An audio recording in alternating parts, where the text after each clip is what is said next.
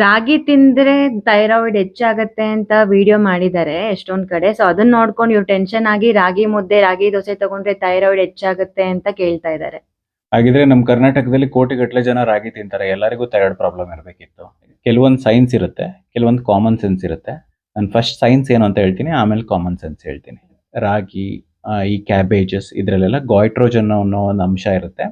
ಅದು ಥೈರಾಯ್ಡ್ ಫಂಕ್ಷನ್ಗೆ ಬೇಕಾಗಿರುವಂತಹ ಅತಿ ಇಂಪಾರ್ಟೆಂಟ್ ಮಿನರಲ್ ಅಯೋಡಿನ್, ಇದರ ಅಬ್ಸಾರ್ಪ್ಷನ್ನ ಇನ್ಹಿಬಿಟ್ ಮಾಡುತ್ತೆ ಅನ್ನೋದು ಒಂದು ಸೈಂಟಿಫಿಕ್ ಎಕ್ಸ್ಪ್ಲನೇಷನ್. ಥೈರಾಯ್ಡ್ನಲ್ಲಿ ಒಂದು ಪ್ರಾಬ್ಲಮ್ ಅಂದರೆ ಗಾಯ್ಟರ್ ಅಂತಾರೆ, ಅಂದರೆ ಈ ಗಂಟ್ಲು ದಪ್ಪ ಆಗೋ ಥರ ಪ್ರಾಬ್ಲಮ್. ಈಗ ರಾಗಿನ ಏನು ಹಸಿ ರಾಗಿ ಏನು ತಿನ್ನಲ್ಲ ತಾನೆ, ನಾವು ಕುಕ್ ಮಾಡ್ಕೊಂಡು ತಿಂತೀವಿ. ಕುಕ್ ಮಾಡ್ಕೊಂಡು ತಿಂದಾಗ, ಫರ್ಮೆಂಟ್ ಮಾಡ್ಕೊಂಡು ತಿಂದಾಗ ಆ ಕಂಪೌಂಡ್ಗಳು ಕಡಿಮೆ ಆಗುತ್ತೆ.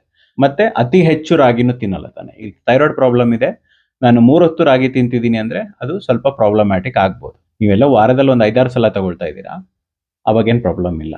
ಅದನ್ನು ಕುಕ್ ಮಾಡಿ ತಗೊಳ್ತಿದ್ದೀರಾ, ಅವಾಗಲೂ ಪ್ರಾಬ್ಲಮ್ ಇಲ್ಲ. ಅಂದರೆ ಅಯೋಡಿನ್ ಪ್ರಾಬ್ಲಮ್ಸು ಇರ್ತಾ ಇದ್ದಿದ್ದು ತುಂಬ ಹಿಂದೆ. ಇವಾಗ ನಮ್ಮ ಸಾಲ್ಟಲ್ಲಿ ಅಯೋಡಿನ್ ಇದೆ, ಎಲ್ಲದರಲ್ಲೂ ಅಯೋಡಿನ್ ಸಿಗುತ್ತೆ ನಿಮಗೆ, ಏನಂತ ಪ್ರಾಬ್ಲಮ್ ಏನಿಲ್ಲ. ಅದು ಗಾಯ್ಟರ್ ಪ್ರಾಬ್ಲಮ್ಕಿಂತ ಹೆಚ್ಚಾಗಿ ತುಂಬ ಜನರಿಗೆ ಬರೋ ಪ್ರಾಬ್ಲಮ್ ಆಟೋ ಇಮ್ಯೂನ್ ಕಂಡೀಷನ್ ಇರುತ್ತೆ, ಒಂದು ಹಶಿಮೋಟೋಸ್ ಅಂತ ಹೇಳ್ತಾರೆ ಅದಕ್ಕೆ. ಆ ಪ್ರಾಬ್ಲಮ್ ಇರುತ್ತೆ. ಅದಕ್ಕೆ ರೆಗ್ಯುಲರ್ ಟೆಸ್ಟ್ಗಳು ಏನಿರುತ್ತೆ ಥೈರಾಯ್ಡ್ ಟೆಸ್ಟ್ಗಳಲ್ಲಿ ಅದು ಗೊತ್ತಾಗೋದೇ ಇಲ್ಲ. ಹಶಿಮೋಟೋಸ್ಗಳಿಗೆ ಬೇರೆ ಟೆಸ್ಟ್ಗಳಿದೆ, ಅದರ ಲೀಸ್ಟು ನಾನು ನೆಕ್ಸ್ಟ್ ವೀಡಿಯೋದಲ್ಲಿ ಇನ್ನೊಂದು ವಿಡಿಯೋ ಮಾಡಿ ತಿಳಿಸ್ಕೊಡ್ತೀನಿ.